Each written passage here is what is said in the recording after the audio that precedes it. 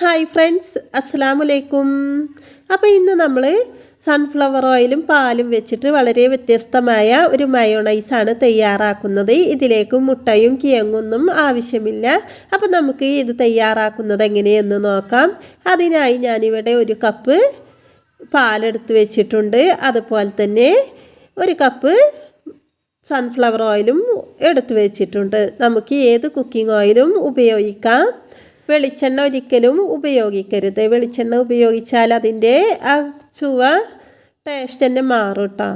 അപ്പം ഞാനൊരു മിക്സിയുടെ ജാറിലേക്ക് പാലൊഴിച്ച് കൊടുത്തിട്ടുണ്ട്. അതേ അളവിൽ തന്നെ സൺഫ്ലവർ ഓയിലും ഒഴിച്ച് കൊടുക്കുന്നുണ്ട്. സൺഫ്ലവർ ഓയിൽ നമുക്ക് ഇനി ആവശ്യം ഉണ്ടാവും. അപ്പം നമുക്ക് ആവശ്യത്തിനനുസരിച്ച് ഒഴിച്ച് കൊടുക്കാം.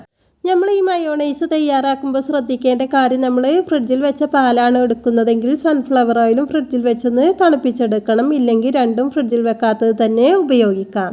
അപ്പോൾ ഈ കാര്യം നമ്മൾ പ്രത്യേകം ഒന്ന് ശ്രദ്ധിക്കണം. ഇനി നമുക്കിതിലേക്ക് സാധാരണ മയോണൈസ്ക്ക് ഇട്ട് കൊടുക്കുന്നത് പോലെ വെളുത്തുള്ളി, ലെമൺ ജ്യൂസ് ഒക്കെ ആവശ്യമുണ്ട് കേട്ടോ. അപ്പോൾ നമുക്ക് എന്തൊക്കെയാണ് ഇട്ട് കൊടുക്കേണ്ടതെന്ന് നോക്കാം. അപ്പോൾ ഒരു 3 അല്ലി വെളുത്തുള്ളി എടുത്തിട്ടുണ്ട്. ഈ അളവിക്ക് കറക്റ്റ് ഒരു ഇതാണ് കേട്ടോ. അത് ഞാൻ ചെറിയ കഷ്ണങ്ങളാക്കി അരിഞ്ഞ് ഇതിലേക്ക് ഇട്ട് കൊടുക്കുന്നുണ്ട്. ഇനി അതുപോലെ കുരുമുളകും കൂടെ ചേർത്ത് കൊടുക്കുന്നുണ്ട്. അപ്പോൾ ഒരു അര ടീസ്പൂണൊക്കെ കുരുമുളകും കൂടെ ചേർത്ത് കൊടുക്കുക. അപ്പോൾ കുരുമുളക് നിങ്ങൾക്ക് ആവശ്യമില്ലെങ്കിൽ ഒഴിവാക്കാം. ഇട്ടാലൊരു എരിവിൻ്റെ ഒരു ടേസ്റ്റ് വരുമ്പോൾ പ്രത്യേക ഒരു ടേസ്റ്റാണ് കേട്ടോ. അതേപോലെ തന്നെ ഒരു 1/4 ടീസ്പൂണ് പഞ്ചസാരയും അതുപോലെ തന്നെ ആവശ്യത്തിന് ഉപ്പും ചേർത്ത് കൊടുക്കാൻ. അപ്പോൾ ഉപ്പിൻ്റെ അളവ് കൂടിപ്പോവരുത്. കൂടിപ്പോയാൽ മയോണൈസിൻ്റെ ടേസ്റ്റ് തന്നെ മാറിപ്പോവും. ഒരു പിഞ്ച് ഉപ്പ് ചേർത്ത് കൊടുത്താൽ മതി. പിന്നെ ആവശ്യമുണ്ടെങ്കിൽ ചേർത്ത് കൊടുക്കാം. അതുപോലെ തന്നെ നമുക്കിതിലേക്ക് ലെമൺ ജ്യൂസ് ഒരു ടീസ്പൂൺ ചേർത്ത് കൊടുക്കുകയാണ്. അത് നിങ്ങളുടെ കയ്യിലില്ലെങ്കിൽ വിനാഗിരി ചേർത്ത് കൊടുത്താലും മതി. ഇനി നമുക്കിതൊന്ന് അടിച്ചെടുക്കാം.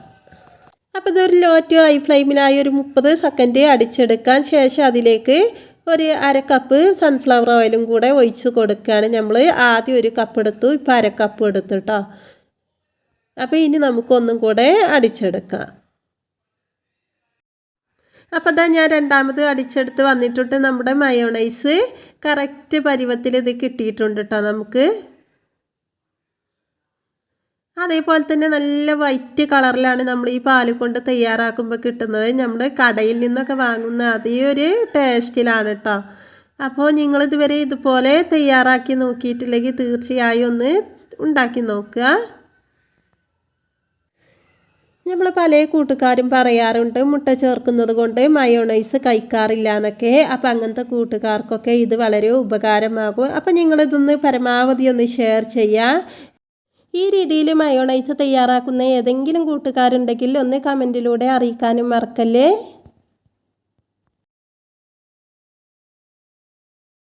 അപ്പോൾ നമ്മുടെ ഇന്നത്തെ വീഡിയോ ഇഷ്ടമായ ലൈക്ക് ചെയ്യുക, ഷെയർ ചെയ്യുക, കമൻറ്റ് ചെയ്യുക. ഇതുവരെ സബ്സ്ക്രൈബ് ചെയ്യാതെ കാണുന്ന എല്ലാ കൂട്ടുകാരും സബ്സ്ക്രൈബ് ചെയ്ത് സപ്പോർട്ട് ചെയ്യുക. പുതിയൊരു റെസിപ്പിയുമായി വീണ്ടും കാണാം ഇൻഷാ അല്ലാഹ്.